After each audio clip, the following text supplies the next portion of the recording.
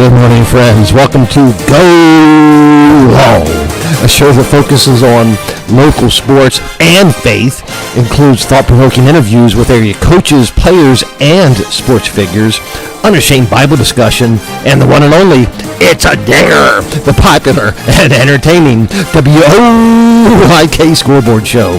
I'm Wayne McCullough. With me is Becky B. Good morning. Good morning, Becky B. Hey, everyone. Thank you so much for being with us, because we've got a dandy. With us this morning, Central York's boys basketball coach, Jeff Hoke. You know, the Panthers, 15-2 overall, 9-0, unblemished in Division I in the York Adams League, ranked second in the Big Boy Pants PIAA District 3 6A bracket. Oh, wouldn't it be fun to talk to Coach Hoke about his team? Absolutely. Wow, what a great season they're having so far. My friends, as Paul addressed believers in Rome and explained his mission in the book of Romans, for I am not ashamed of the gospel, because it is the power of God that brings salvation to everyone who believes. Today, our Go Long topic is part of our three-part series on living intentionally. We will have Bible verses and discussion about forgiving others and letting go of the past. Oh, I'm looking forward to that. You know, that is our mission on Go Long, as we celebrate the accomplishments of our local athletes, coaches, and sports figures. We do so in an unashamed, faith-based way. Throughout the week and during today's show, my friends, please text your prayer requests to 717-350-8591. You know it's red hot. It's Ed Hot. It's downtown Ollie Brown. Grab the mustard, Becky B, because this is the Grand Salami of faith-based sports radio shows, brought to you by Sports Radio 98.9 FM 1350 WOYK. First in York, first in sports, and our friends Kelsey Jean and Kylie Jane at Red Barn Home Decors, where home staging makes dollars and cents. Alrighty then, you wanted it, you asked for it, and you're going to get it. This is the WOYK Scoreboard.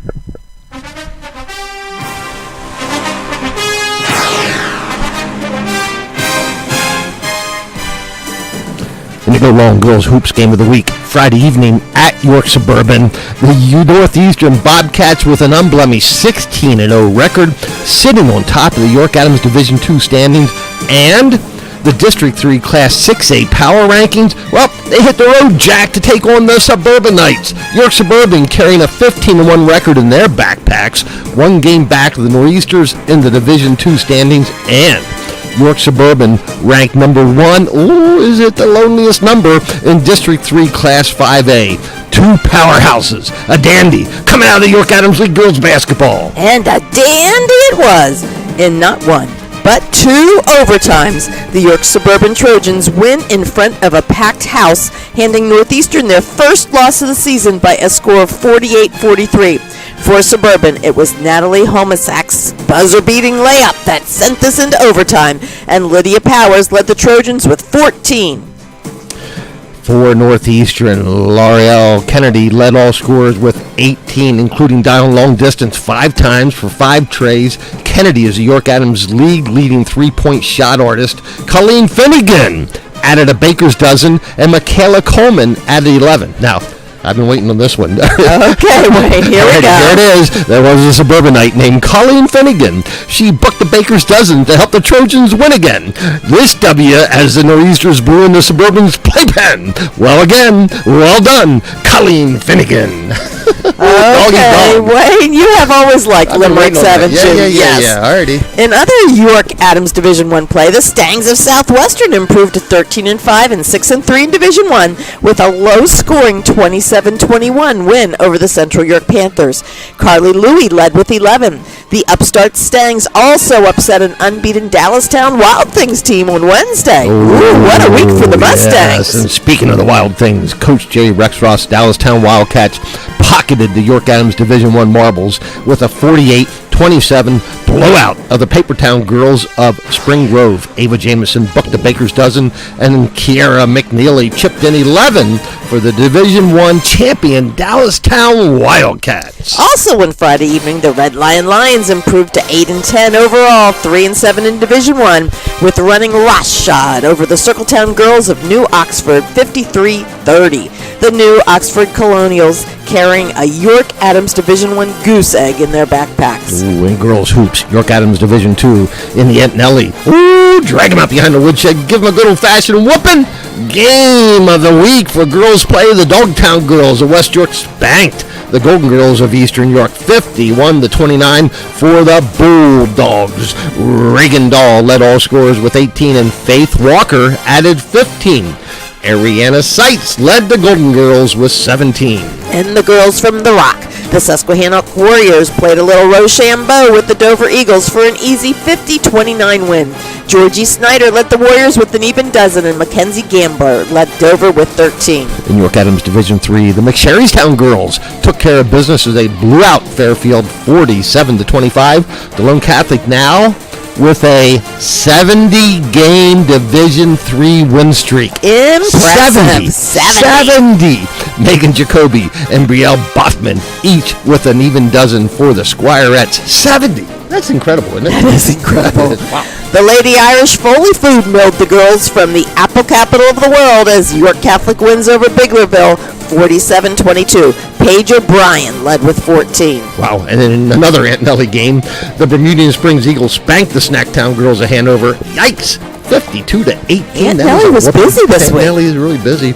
And the Smallsville girls win as the Littlestown Thunderbolts pound the York Tech Spartans 54-21. You know, there were some games played yesterday also, Becky B. Absolutely. Games played on Saturday. Northeastern easily beats Dover 52-27.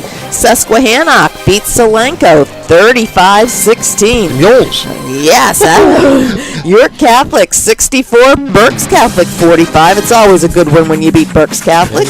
Fairfield 47, Lehigh Valley Academy 25. Wilson 58, York High 41. DeLone Catholic 47, New Oxford 16. Columbia overtakes Eastern York 66-32, and Red Lion over Cumberland Valley 52-40. That's a good win for the Lady Lions. All right, That Becky sure B, give is. us a look at the York Adams girls hoops standings, please. All right, well, as Wayne said, Dallastown clinched Division I. They are at 10-1 in league and 18-1 overall. Coach Rexroth, well done with those ladies. Wow. Absolutely. Wow. Central York second at 7-3, followed by Southwestern, and William Penn tied up at 6-3 in division. Now Southwestern is 13-5 overall. William Penn's 12-6 overall. In Division 2, Northeastern now has a blemish on their record. They are at 9-1, 16-1 overall. You know, I got to say, there was some, we talked about already York Suburban beating Northeastern in that double overtime. You just mentioned Northeastern's first loss of the season. Well, there's some social media posts out there showing that layup happened after the buzzer. So I don't know. I mean, it's high school. You don't have that. You know how the scoreboards light up in NCAA, and I mean, high school you don't have that. I mean, and you can't walk over to the bench and say, "Let me see it again," either. Exactly. So, but anyway. I don't know. But anyway, it just shows you. It doesn't tell you anything other than a competitive game, right? Down to the last second, and maybe even after the last second. That's all it tells you. It's hard to say. Yep. Exactly.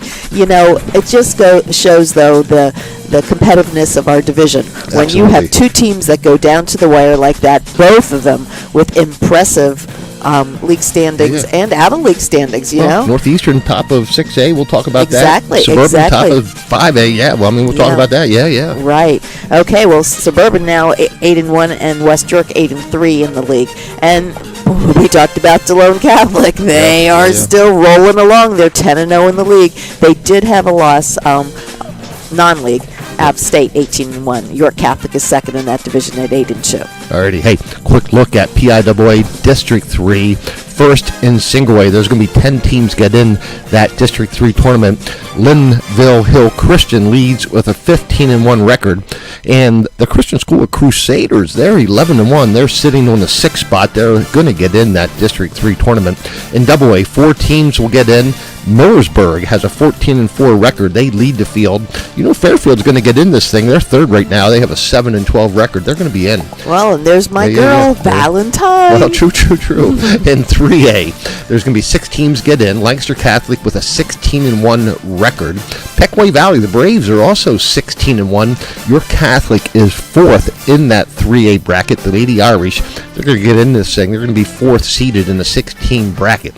And then in 4A, we talked about the Squires, 17-0 in Pennsylvania play. You mentioned their only loss coming to a non-state team, so they're 17-0. And actually, they played yesterday, so they're now 18-0. That was not updated. Okay. Yeah. So 10 teams are going to get in this thing. Eastern New York is 5th, and Bermudian Springs, they are 9th. They're going to likely get in. They have a 12-7 record. In 5A, we talked about the Suburbanites, the York Suburban Trojans in girls basketball. They are on top of that 5A bracket. West York, the Bulldogs, hey, the Dogtown girls are 6th. At this point, you know what? Right on that bubble, the Susquehannock Warriors with an 8-10 record. They are the 11th team in that 12-team bracket. I'm thinking they get in. In 6A, Lebanon, the Cedars are 16-2. They lead everybody in 6A. Well done for the Lebanon. Wilson, the Bulldogs are 18-1. Dallastown 18-1, third in that bracket. Northeastern 17-1 in that 6A bracket. Central York 13-5. They are 7th. York High 12-6. They are 8th seed. Southwestern 13-5. They are the 10th seed. Red Line right now on the outside looking in, but they're playing better basketball, so they might slip in this daggone thing. I mention all that. Just look at the representation in the big girl pants bracket there. There's such a thing. Go York County, that's for sure. I mean, you got Dallastown, Northeastern, Central York, York High, Southwestern, Red Line on the bubble. Well done. Now, Red Line, here's why I think they got a chance. I mean, they may match up with Southwestern this week. Tough game, right? That would be a tough game. I'm calling it a pick 'em, though. I mean, I think it's a pick 'em. Southwestern's playing really well right now. I know. Red Line's playing at home, so that's true. Pick 'em. Then they travel to Papertown, take on the Spring Grove Rockets. That's a winnable game. Mm-hmm. Then Manheim Township for their last game of the season. Now, this is the Red Line lines. A win on the road at Manheim Township. And they're probably in. If they then I'd say they're in. But that's a tough matchup. Manheim Township 14-3. So hey, let's root for those Lady Lions, right? Absolutely. Right. Alrighty. All right, and the Go Long Boys Hoops game of the week. The Dogtown Boys pick up a hard-fought win over the Golden Boys as the West York Bulldogs win over the Eastern York Golden Knights 47-44 in Dogtown. The Bulldogs now sitting alone on top of the Division II standings with a 2.5 game lead over the second-place Golden Knights. For the Dogtown Boys, senior Mark Walker led with 13, and Kevin Rill pocketed a 10 spot in the win. For the Golden Boys, senior center Cardin Wamsley led with 17. In the third stanza, Wamsley secured his place in Eastern York boys basketball history by scoring his 1,000th point. Well done, congratulations, Carter Wamsley. Mm-hmm. In York Adams Division I play, the Dallastown Wildcats booked their third win of the season as they win by 3 over Spring Grove 40-37. Kobe McNeely led the Wild Things with 18, and Avon Myers led the Papertown Boys in all scores with 23. The Red Line Lions went on the road at Northeastern by a score of 64-56. Joe Sador scorched the nets for an even 24, and Isaiah Agargak booked 18 for the Lions. Even I'm a Rambling Man Jennings led the Nor'easters with 15. Now, did you get that I'm a Rambling Man bit? No, that was a little before my time. All right, Waylon Jennings. Yes, I know. I'm a Rambling Man. I'm a Rambling Man. Okay, and the Central York Panthers pounded the Southwestern Mustangs 76-48 on senior night at Central York. Central fans honored seniors Greg Gottinger and Bowden Peace prior to blowing out the Stangs as Central improves to 9-0 in league play. We'll talk about this game and the Panthers with their head coach, Jeff Hoke, in just a little bit. Can't wait. Moving on to York Adams Division II boys hardwood play. York Suburban outscored New Oxford 73-58 as Kai Strine led with 21, and freshman sensation Nasir Barnes pocketed a 20 spot. Brendan Holmes led the Circletown boys with 20. And the boys from the Rock, Paper, Scissors pounded Dover as Susquehannock wins 66-40. And in York Adams Division III, Littlestown improves to 11-0 in division play as they stormed past York Tech 69-36. Zion Hare led the Bolts with 24, and Christopher Meekin added another 17 in the win. Eakin is like 17 for Meekin is Eakin. Well, he probably got a little bit of a rest there because they were leading York Tech. True. And the Aunt Nellie, and the Aunt Nellie grabbed him by the ear, drag him out behind the woodshed. Oh, doggy, dog, give him a good old-fashioned whipping. Boys game of the week. The Thornton Catholic Squires spanked Fairfield 72-25. Wow. And York Catholic sauced Biglerville 66-36 as my man Jake Dallas led with 24. And the Bermudan Springs Eagles hit the road to Snacktown as the Eagles win big over the Hanover Nighthawks 62-24. The cupboard was not bare for Bermudians Dylan Hubbard as he led with 16. Tyson Carpenter nailed 14 as he picked up his hammer and saw some good looks. And here's some scores from some of the games that were played yesterday as well. Talking about Dylan Hubbard, did I mention anything about Finnegan yet? Wayne, you did mention about Finnegan. Now that's enough. That's enough, Wayne. Right. Okay. All right. Scores from yesterday. Dallastown played at Penn Manor. Didn't have a score from that. Susquehannock over Solanco 58-51. York High 70. Milton Hershey 50. Red Lions 71. McCaskey 51. Berks Catholic tops York Catholic 67-61. West York over Kennerdale by 10, 53-43. Lehigh Valley Academy 66 over 10 over Fairfields 56. DeLone Catholic 57 over New Oxford 42. And heading over to Columbia 52 over Eastern York's 44. Let's take a look at the York Adams boys standings. In Division I, Central York still unblemished at 9-0, 14-2 overall. Red Lion 7-2, 12-5 overall, and then Dallastown in third place 6-4, 11-6 overall. Looking at Division II, West York leads the pack with those Dogtown boys at 9-2 and 12-5 overall. York Suburban 6-2, 13-4 overall, and Eastern York 5-4, 12-7 overall. And in Division III, Littlestown still standing with a perfect record, 11-0, 14-5 overall. DeLone Catholics 9-3. With York Catholics scooting right behind at 8-3. Alrighty. Hey, quick look at the District 3 power rankings. First, in Single A boys, 10 teams are going to get in this thing. Linville Hill Christian leads with a 13-1 record. Oh, goodness, and here comes Rusty. Hey, the York Country Day Greyhounds sitting fourth with a very, very good 12-2 record are the Greyhounds. And so they're going to get in this thing, and they may have a chance to win this thing. All right, double A. There's going to be 4 teams get in. Right now, Lancaster Mennonite leads with a 13-4 record, followed by Halifax, 14-2. In 3A boys basketball, there's 6 teams will get in that PIAA District 3 tournament.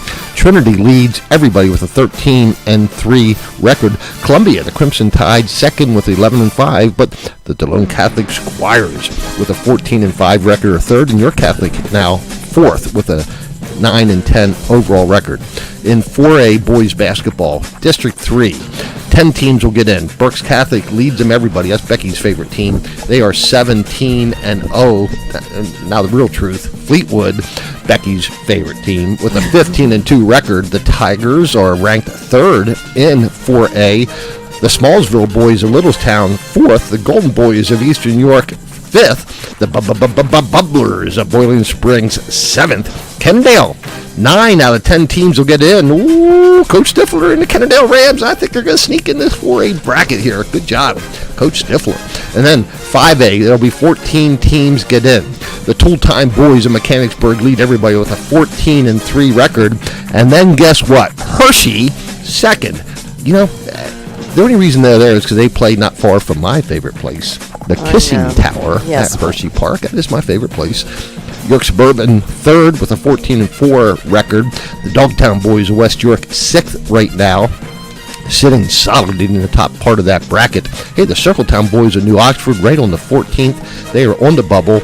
And sitting on the outside looking in right now, Spring Grove with a 16th seed. Remember, 14 get in. The Papertown boys have lost 6th straight. Now they finish their season with York, Redline, Gettysburg, and Southwestern. It's going to be really tough run for them to get in. But you know, the boys from the Rock even up their record this week with a 9-9 record. They're on the 17th outside looking in, but look who they have. New Oxford, Hanover, Kennerdale. Ooh, that Kennergo game could be a deciding factor there. You know, you win 2 out of 3, and you might slip in that thing if you're from the Rock. And so the Susquehannock Warriors right now, 17th out of 14 teams, 9-9 record. They might get in. Alrighty, in the big boy pants, 6A bracket, Cumberland Valley, the Eagles, 15-1. They lead everybody. Followed by Central York with the 2nd seed. Then Redline, the Lions, with the 7th seed on the top part of that bracket. The Downtown Wildcats, 10th seeded right now in power rankings. York High right on the number 12 seed. They have, I think they have a good chance. They have won 3 straight. They're going to finish their season right now with Spring Grove, Deerhoff out of Allentown. Deerhoff is 3-6 in the Lehigh Valley Conference, so a good opportunity to win there on another 6A team. So they may sneak in there. I think York's got a good chance to hold that 12 seed or a little bit higher. So that's a look at the boys basketball brackets there in PIAA District 3. In the Go Long swim meet of the week on the boys' side, on Thursday evening, the Southwestern Mustangs and the Central York Panthers matched up in a Division I showdown, with the Panthers winning by just 2 points, 86-84. Winners for Central included Christian Henry in the 200 IM, Carter Hendrish won gold in the 500 free for Central, and Colton Weaver took first place in the 100 breaststroke. For the Stangs, Owen Cromer set a new school record in the 200-yard freestyle and the 100-yard freestyle, winning both events. Teammate Sean Phillippets won the 100 backstroke and the 100 butterfly. Alrighty, another boys swimming in a battle of unbeatens in Division II. The Northeastern Bobcats over the Susquehannock Warriors 96-74. This one was in Manchester as the Bobcats improved to 5-0. The Warriors now 6-1 in division play. Cole Price wins the 500 free and the 100 back. Drew Foster took gold in the 100 and the 200 free for the Warriors. Tyler Wright wins the 200 intermediate and the 100 fly. Wow, that's a dandy coming out of Division II. Northeastern now a 1-game lead over the Warriors of Susquehannock in boys swimming whole action.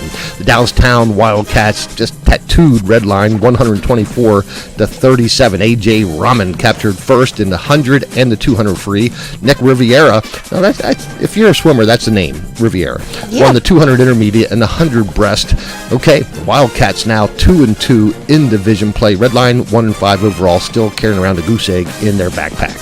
In the Go Long girls swim meet of the week, the Dallastown Wildcats improved to 4-0 in Division I with a 105-63 win over the Red Lion Lions. The Wild Things swam to gold in all 3 relay events and had 5 different individual winners in this Division I victory.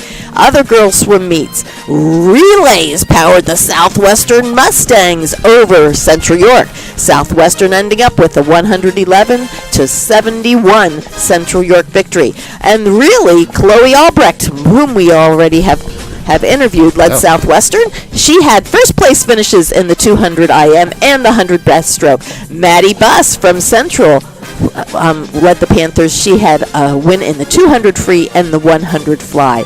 The Southwestern girls are going to need some help from Dallastown to claim a share of the division title, though. Okay. We'll have to see what happens there. And Northeastern beat Susquehannock 96-80. Whiskey Brandt and Sophia Hunter led the Bobcats. They had each 2-place finishes in individual events. And for the Warriors, Kate Kamenowicz won the 500 and the 200 free. West York 87 over New Oxford's 71 in another swimming match. Alrighty. In the Go Long boys wrestling match of the week, the Golden Boys of Eastern York clinched the Division II Marbles as they out-wrestled the Susquehannock Warriors 51-21. Hey, Bermudian Springs over York Tech 57-18. Reese Daniels at 127. Austin Anderson at 133. Hayden Yacovello Andres at 139. Lawrence Keogh was the heavyweight. They are winners, as well as Jackson Kiefer at 145. Sladen Wolf at 160 for Bermudian Springs. It was Biglerville. Oh, they blanked Hanover 70-0 in wrestling. Wonder if Aunt Nellie was there. I think Aunt Nellie's, I don't know if she goes to wrestling matches or not. I'll have to ask her. DeLone 70 over Fairfield 6. Kennedale 42, Northeastern 35. And the Dover Eagles over the Dogtown Boys 48-24. You know, it's always nice to celebrate the accomplishments of our local athletes, and we celebrate them just every week here on Go Long. We're going to talk a little bit about some of these players who are, some of these athletes, local athletes who are now playing college sports. So let's kick it off with York College men's basketball. Becky B, we were at that game yesterday. We sure were. What a great game. Great game. Good crowd at York College. You know, from the start to the end, that was a fast-paced game. It was. Tied up, knotted up at halftime. The York College men's basketball team got another outstanding defensive effort as they downed Eastern University 68-58 in MAC Commonwealth action. Ooh, it was a good one. The Spartans outscored the Eagles by 10 in the second half, and they pulled away with this very important win. York, the Spartans, they now have 5 straight wins and improved to 12-7 overall, 5-3 in MAC Commonwealth play. Kai Kapala, 6'4" forward from Warwick High School. He's just a joy to watch. He had 23 points, including 11 of 16 shooting from the field. You know, Sapala, he spent most of the game in fighting foul trouble, too. He did. So he had to get on and off the court quite a few times. Still ended with 23. Finishes so well inside. Chris Myers. And he really had a strong defensive showing, too. He did. He was placed on Eastern's number 15, who is one of their leading scorers. A big man. Probably gave up at least 3 or 4 inches on the guy. True. Hey, also from Warwick, Tate Landis. He's a 5'11" point guard, Becky. Wasn't he fun to watch? You know what? I think he was my favorite player to watch. What a hustler. He kind of looked more like a wrestler than a basketball player, but he sure knows how to play basketball. Well, he had 12 points, and he also had 8 rebounds. He's the smallest guy on the floor. He ended up with 8 boards, right? So anyway, well done. The Spartans head out on the road. They're going to hit the road jack. Their next 2 games, they're going to be at Stevenson in MAC Commonwealth play on Wednesday. That tip time, 7 p.m.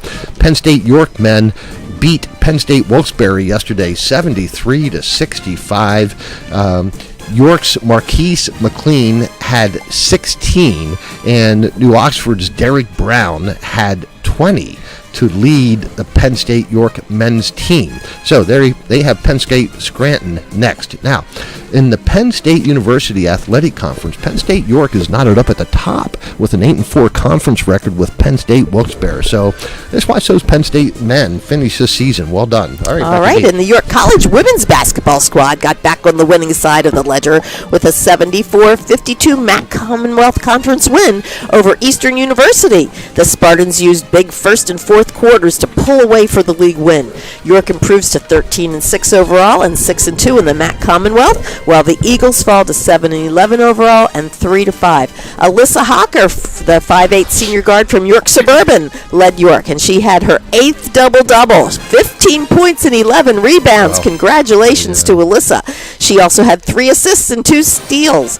Brianna Grimm from Eastern York, a 5'8" sophomore guard, added 14 points, 3 rebounds, 5 assists, and 4 steals. Up next for York, they'll return to action on Wednesday evening when they host Stevenson University in another MAC Commonwealth contest. Tip-off time will be 6 o'clock. Now, Penn State women's basketball, Penn State Wilkes-Barre at Penn State York, and unfortunately, 27-67. They got kind of hammered yesterday. Penn State York win. The ladies win. Penn State York win that game. They did. No, they won back. They improved. I apologize. Yes, they were. Yep. Yes, I was looking at the wrong box score. My apologies. No, you're good. Yep, you're good. And congratulations to Eastern York's Grimm. She had a conference honor for York College. She was the Woman of the Week. as she scored over 1,000 points for her Eastern High School basketball career, but took a year away from the game and is now playing at York College. Alrighty, well done. Hey, let's celebrate accomplishments of our local players here before we take a break. We got a lot to do, don't we, today? We sure do today, yes. Hey, here's a name from the past. Quadira Copeland played Gettysburg, now playing for Syracuse Orange in the ACC. He played in the York Adams League at Gettysburg before he moved to New Jersey to play for a prep school there. He's now in his sophomore season at Syracuse. He's averaging 8.7 points per game for Syracuse in the ACC. Well done, Quadir. Also, Evan Eisenhart and Gabe Geidinger, both out of Central York. They're playing basketball now for the Juniata men's basketball team. The Eagles are 9-8 going into yesterday's game. Both of them had a great impact. Geidinger had, I think he had 18 points. Geidinger had 10, and Eisenhart had 18 as Juniata won over Scranton earlier in the week. I think the Geidingers probably see a lot of basketball during the week, don't they? Yeah. Now listen to this. Levi Haynes, from the Apple Cap of the world, from Biglerville, wrestling at Penn State. All right, the sophomore is ranked number 1 nationally at 157 pounds. He's 9-0, 3-0 in the Big Ten. Levi Haynes from the Apple Cap of the world. I guess you could say he's putting some other wrestlers through that fully food mill. I would say so. And, if you're a wrestler, Penn State is the place to wrestle. They have done so well. They're ranked number 1. Yep, in the Big Ten as well. Yep. All right. Moving ahead, Jayla Galbraith, who is out of Susquehannock High School and now playing for Penn State Harrisburg. Congratulations to Jayla. She just scored her 1,000th career point and became the 4th player in program history to do that, following in the feet of Special K, I guess, absolutely, as well. Absolutely. All right. Alrighty, we're going to take a break here shortly. Our 3-part series continues today with part 2. The series is about living intentionally. We're going to talk today about forgiving others, letting go of the past. We're going to do that in our 3rd segment today. We look forward. I hope you hang around for that. It's just good discussion. We're going to share some Bible verses as well as good discussion about forgiving others and letting go of the past. Okay, friends, we're going to have a break now and hear from our sponsors, Red Barn Home Decors. When we come back, doggy dog, we're going to go to Central York to talk to their head coach. I can't wait to talk to Jeff Hoke, Central Boys basketball head coach. We'll be back very shortly. Stay tuned. We'll be right back.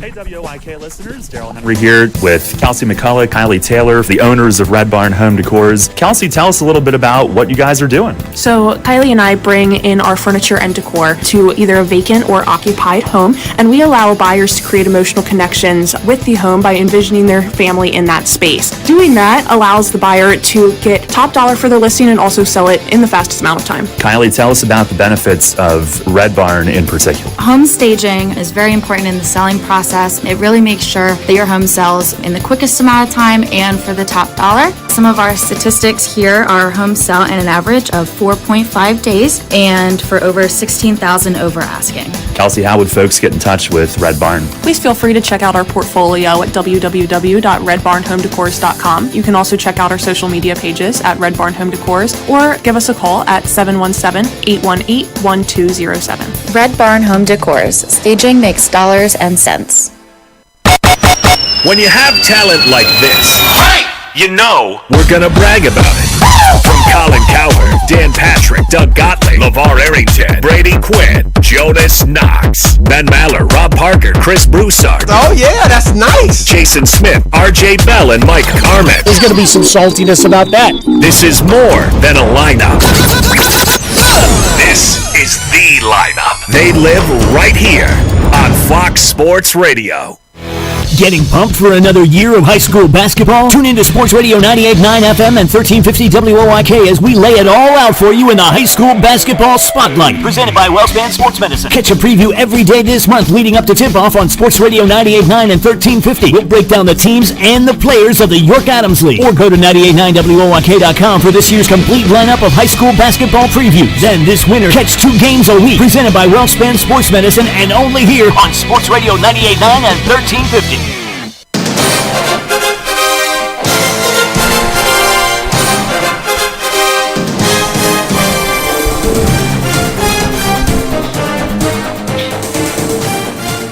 Alrighty, friends, welcome back to Go Long. I'm Wayne McCullough. With me is Becky B. And as promised, we have the head boys basketball coach of the Central York Panthers, Jeff Hoke. Coach Hoke, thank you so much for being with us. We appreciate it. You got it. Thanks for having me. Thanks for taking the time. Alrighty, Coach. First of all, another good win. You keep stacking them on top of each other. Tell us about your game Friday night. It was a great team effort Friday night. I was really proud of the kids. We had a couple of great practices before, and we're really preaching defense and teamwork. And boy, we really came out the way I wanted us to. We've been struggling coming out aggressively enough, I think, and boy, the boys did a good job. I mean, we scored 23 in the first quarter, and I think we had 49 at halftime. But what I was most impressed with was we held them to 10 points in the first quarter and 12 in the second. And, our goal is to hold teams to 10 points a quarter. But though people think I'm an offensive coach, I love defense. I think it starts with our defense and our pressure. It's starting to come together. I'm really seeing some fruits of their labor. Well, Coach, tell us about your team. If people haven't seen your team play, what do you try to do defensively? We're going to talk offense in just a second. Are you half-court man? Are you full-court man? Are you half-court trap? What do you do? Great question, and we're still morphing and working on it. We've committed to. I've always been a full court for 32 minutes, man to man, as much as possible, because I like our kids, to learn even life lessons off the court, is the accountability and talking. And I just think if we pressure people for 32 minutes, we're going to be a handful. When we get a bucket and then they turn around and say, "Oh, geez, now I got to bring the ball in bounds. Where am I going to throw it to? How am I going to get it down the court? How do we set up our offense?" So we want to dictate what the other teams are going to have to do offensively. So we've done a ton more, really focused on our man-to-man pressure. We call it on the line, up the line. We try to force sidelines and have 5 guys on one half of the court versus their 3 on offense. So, and we're getting it. It's really, it's interesting. We have a ton of still young. We only have 1 senior in the rotation, and 3 juniors really in the rotation, so a bunch of sophomores and freshmen. And during the season, it's a little challenging and to get the habits created that you want to, because they're all, you play summer league and you have some open gyms, but they're all in different directions with AAU, and so to bring them all together and getting them all on the same page, it takes a while. It takes patience, but we've been sticking to it and really full court pressure. And then now we're starting to run and jump and do a little more traps, because I feel like our base full court man is becoming better and better. So we're going to give more weapons here come playoff time, but we're committed to our man-to-man full court as much as possible. Gosh, I wish we had like 3 hours. I'd love to develop that a little bit. Good. You're the only one that wants to listen to me. Gosh. That's why I have no voice. I think the kids are tired of hearing it. Well, I know. We're speaking with Central York's head boys basketball coach. Gosh, they're top of the York Adams Division I, unbeaten in Division I. Now, Coach, let's talk offensively.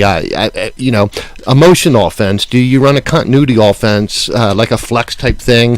Do you just let the boys get up and down the floor? Tell us a little bit what you're trying to do offensively. That's an outstanding question. I was brought up, I played for Coach Kostelak at Trinity when he first started coaching, so he was always a flex continuity. And in college we did more of a Princeton thing at Moravian where I played, so I kind of morphed it, and I'm a all motion. And in fact, that's what we're really, really getting better at, is a 3-out, 2-in, or a 4-out, 1-in motion offense. But we have set plays. So I prefer when the ball goes through, we push the ball down the floor, get a good, quick look if we can, because we have so much talent offensively, individual talent, which I'm constantly preaching that doesn't win games. It's a team thing. It's going to be more than just having talent, but especially with the youth that we have. But if we don't get something, I prefer we get right into a motion offense. And that's where, since we've really focused, when we had 2 weeks in a row of a lot of practices, which the kids aren't as happy as us coaches were, when we could string 4 practices together. I've seen some unbelievable things. So we have such size and scoring that we mix it up between, like I said, a 3-out, 2-in motion or a 4-out, 1-in, where where we let the guys have a lot of freedom. They only have a couple of rules: moving without the ball. They either pass and cut, pass and screen, but they cannot stay in the same spot. And they're really starting to get it. The compliments that I can give them can go on and on. It's hard to guard when you have 5 guys on the court that can score, and when they're constantly moving. And so that's really what we are. We have a bunch of set plays that, honestly, I'm not even halfway into our playbook yet, because I'm just more focused on these guys learning how to play together. And again, going back to in the off season, we try to do as much stuff as we can, but some multi-sport athletes, like Saxton Sichanik, and who's a Division I football player, and we have Brooklyn Nace, who's the starting quarterback, and I love it. And we're all about the multi-sport athletes, but it does create a challenge in getting them all to play together until the season starts in December. So, but to the kids, kudos to our kids. They're really, really starting to get it, and it's fun to watch. It's teaching, and that's what coaching is to me. It's educate, motivate, and appreciate. And these kids I'm appreciating that they're really learning, taking to heart what we're teaching, and I can see the light bulb going off, and that's why it's been a fun run the last couple of weeks for these kids. Well, Coach, they are doing so well, and you're talking about a young team, but let's just spend a minute and talk about your senior leadership. I mean, when you have somebody like Geidinger, who is a senior and just rolling off points, 34 points the other night, he obviously has a huge impact on your team. A huge impact. In fact, he is the cornerstone of our team. And Greg is just the greatest kid. Since he's started every game that he's been healthy since I've been here. I don't know Central basketball without Greg Geidinger. He came as a freshman. I took the job over, and I said right away, this kid's starting. And a few of the coaches are like, well, he's a little, not real quick. He's a little slow. I said, guys, stop. This kid is so talented. It's unbelievable.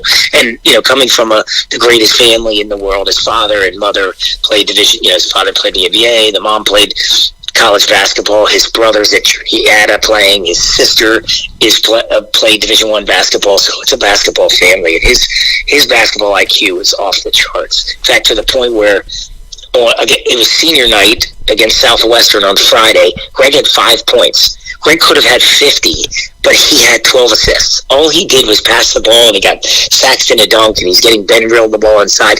He doesn't have any, he doesn't have a selfish bone in his body. This kid really just wants to win, and he makes us better.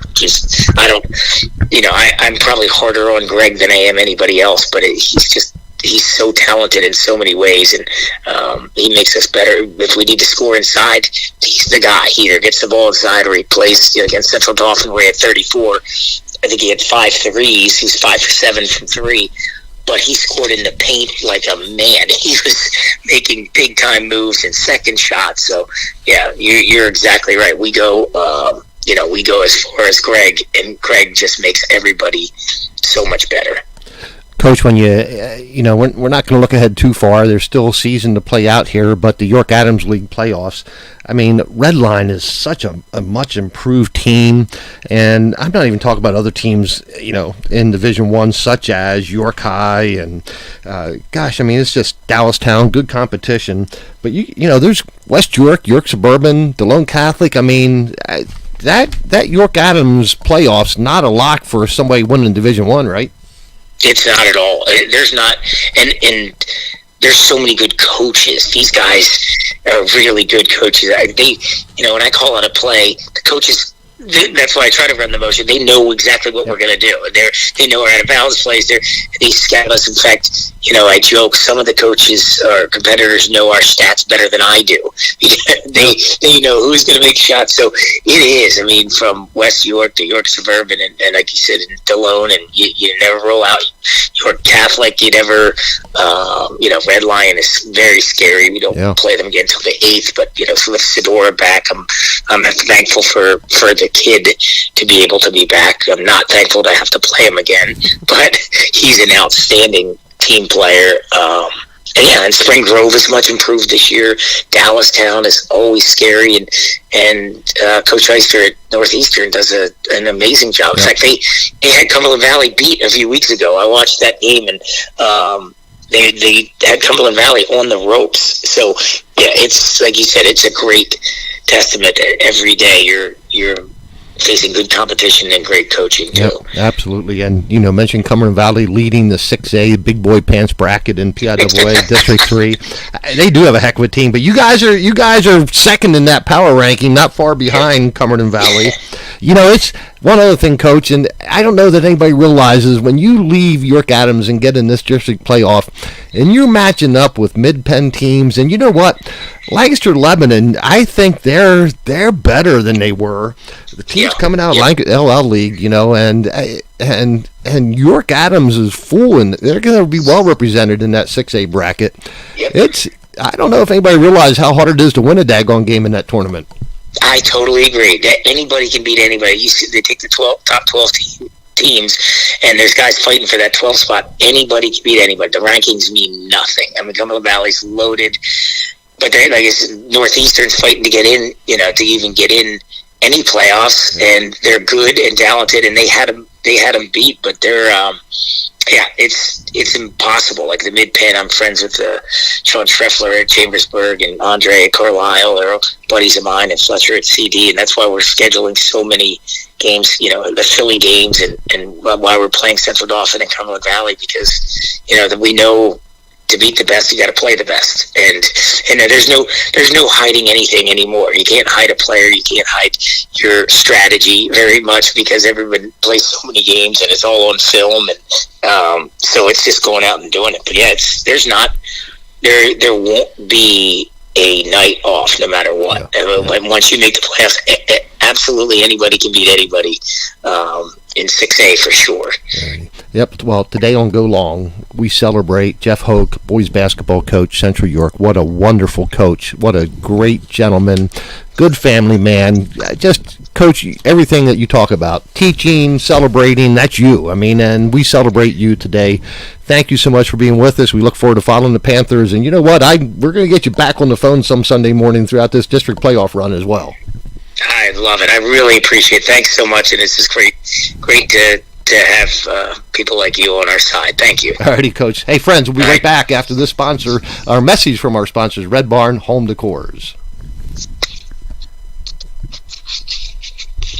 Hey, WOIK listeners, Daryl Henry here with Kelsey McCullough, Kylie Taylor, the owners of Red Barn Home Decors. Kelsey, tell us a little bit about what you guys are doing. So Kylie and I bring in our furniture and decor to either a vacant or occupied home, and we allow buyers to create emotional connections with the home by envisioning their family in that space. Doing that allows the buyer to get top dollar for their listing and also sell it in the fastest amount of time. Kylie, tell us about the benefits of Red Barn in particular. Home staging is very important in the selling process. It really makes sure that your home sells in the quickest amount of time and for the top dollar. Some of our statistics here are home sell in an average of 4.5 days and for over 16,000 over asking.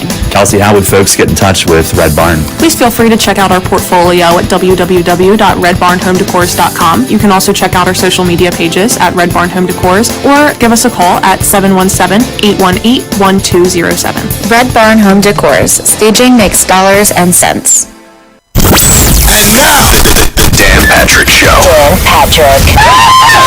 This is always tricky when you have to change your viewing patterns of finding something.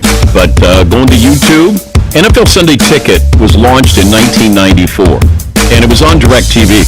This was a godsend for DirecTV, and they've had it since DirecTV's inception. But the NFL and YouTube are now partners here. The traditional media is not going to play a role moving forward. We're seeing that. Just different places with, a lot more money and needing that content there. Yes, Tom? They do need to figure out a way, if there is technically, where you can flip from one channel to another without having to have 9 different remotes. And yeah, you kind of can. If you have, depending on what type of streaming TV you have, you should hit I don't think it's that easy. Yeah, it's kind of a pain. Yeah. The Dan Patrick Show. Dan and the Danettes and you. Weekdays 9 a.m. Eastern, 6 Pacific on Fox Sports Radio.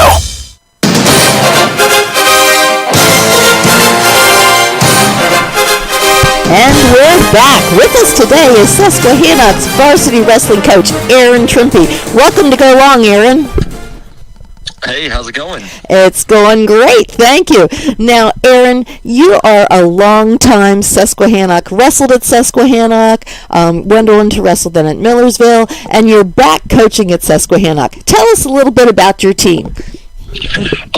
This year we have, a team we're young. We have some wrestlers that, first time on junior high, and then we have a couple guys that are seniors as well that are leading the team back and doing a really nice job at that. We actually were fortunate enough. We had a few wrestlers that decided last year not to come out, and then they rejoined the team this year. So they are a couple seniors and juniors here that just help to give more guys in the room and show some leadership. So it's nice that we have a mixed crew in the room this year. Alrighty. Tell us about some of your senior leaders here, Coach. One of our big senior leaders is Jack Van Tassel. I mean, he's been, with the program. I think he started I know he started in youth. I think it was 3rd or 4th grade, but he's come up through. He's, been through the ringer with me with, going through the COVID and having to wrestle with masks. And last year he was dealing with some injuries, and this year he just seems to be firing on all cylinders. But Jack does an awesome job just in the room. He does a great job in the classroom. I know he kind of leads the guys outside, making sure they're there at practice on time, and just does everything that you expect. And I'm super proud of him and excited to see where he goes in his future. I know he is actually looking to go into the Marines and starting that this summer. But just an awesome kid that you want to have in the room. Now, every night that you wrestle in and out, York County is just known for their wrestling strength. Tell us about some people in the division that you think have the opportunity to go really long into the postseason.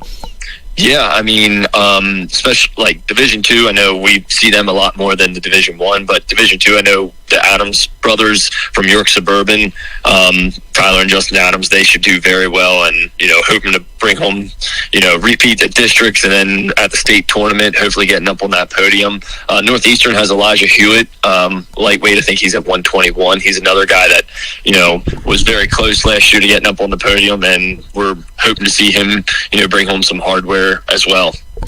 Speaking with Coach Aaron Trimpe, Susquehannock Warriors. Coach, it seemed like, I don't know what the year was, but 7, 8, 9 years ago, wrestling participation was down a little bit in the York Adams League, but also perhaps Central Pennsylvania.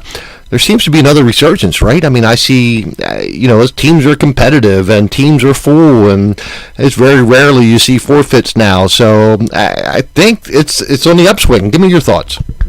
I would agree with that. I think it was more, when I first started coaching, my first year would have been 2013, 2014, and there for a couple years after that, it was like, numbers were down and everything. And I know at Susquehannock, we saw some growing in numbers, and then this year we have some good numbers. Our junior high team, I think, is pushing 40 kids, and we're going to other schools and they're having good numbers. And I don't know what it was there. I think maybe kids now, we went through, we had to deal with COVID, and I think people just now are like, hey, I just want to get involved and do something and get out there. And it's great to see. I know girls wrestling has taken off a little bit. We have 2 girls on the varsity team this year, and one's doing very successful. She made, the unofficial state tournament last year, so she's hoping to repeat this year. But I think kids just need something to get into, and I think wrestling's kind of having that, like you said, that resurgence again.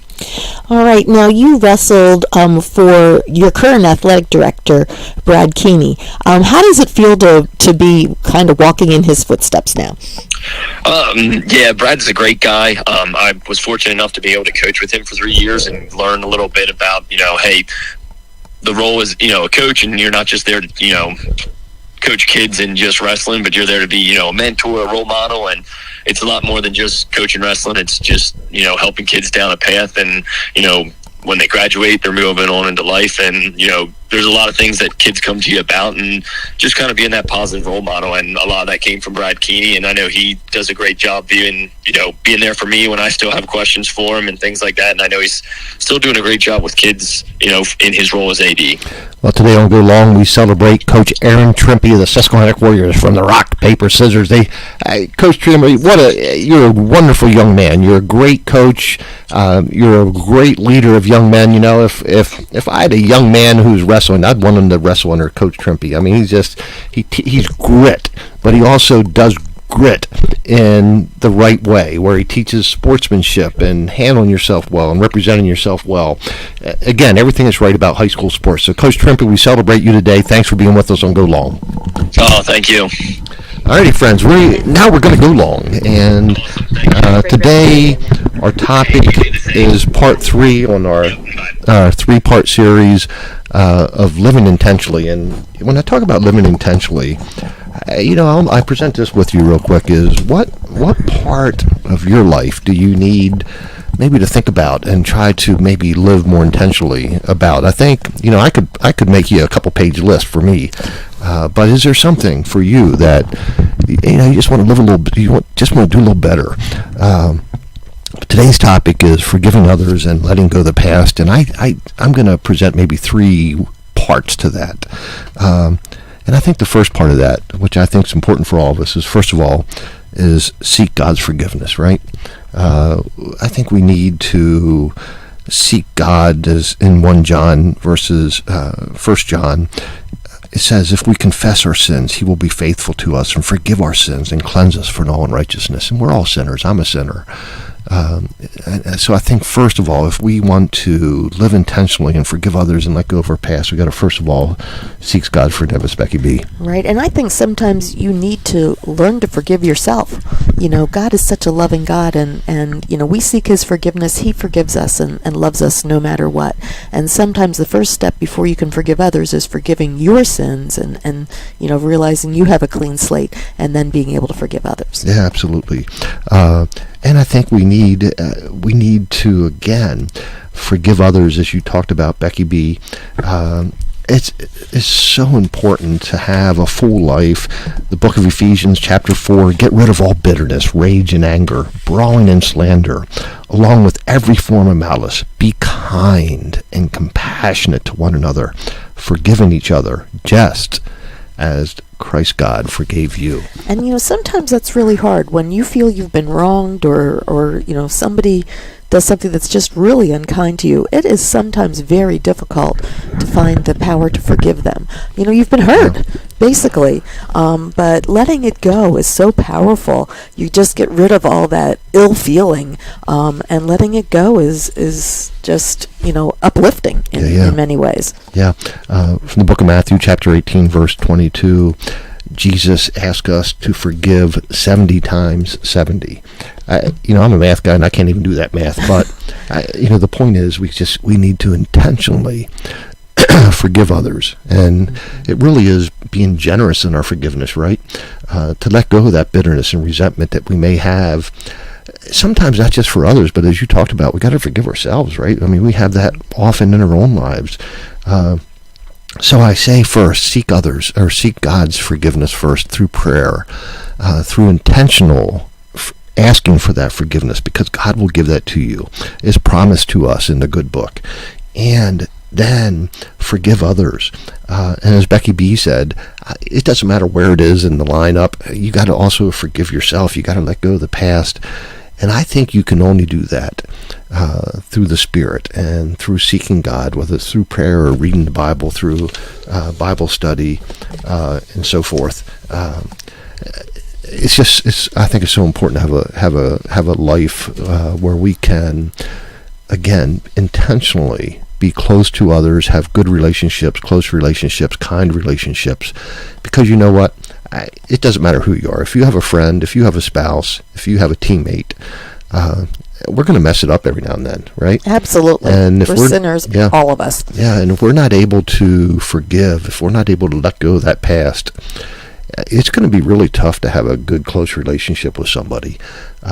So again, I say, as Matthew, the book of Matthew says, forgive 70 times 7. As 1 John says, if we confess our sins, he will be faithful to us and he will cleanse us of all unrighteousness. So we ask God for that forgiveness so we can forgive others and let go of our past. Becky B., would you close in prayer, please? Dear Lord, we just thank you for your mercy and your grace, forgiveness, and we just ask, Lord, that we accept that forgiveness and that we forgive others in all walks that we do. We ask your special blessing on Barb after her surgery and on Rob and Oliver as he recovers from surgery. Please be with Jen Stranick's family as they miss their husband and father, and also heal Diane. In Christ's name we pray. Thank you, Becky B. Amen. My friends, thank you for being with us every Sunday morning. We appreciate it very much as we celebrate the accomplishments of our folks involved in local sports and also do it in an unashamed, faith-based way. We appreciate it, and we appreciate you so very much. The grace of the Lord Jesus Christ and the love of God and the fellowship of the Holy Spirit be with you. Thank you to Kelsey Jean and Collie Jane from Red Barn Home Decors, where home staging makes dollars and cents for Sports Radio 98.9 FM 1350 WOYK. I'm Wayne McCullough, and Becky B. saying, go along.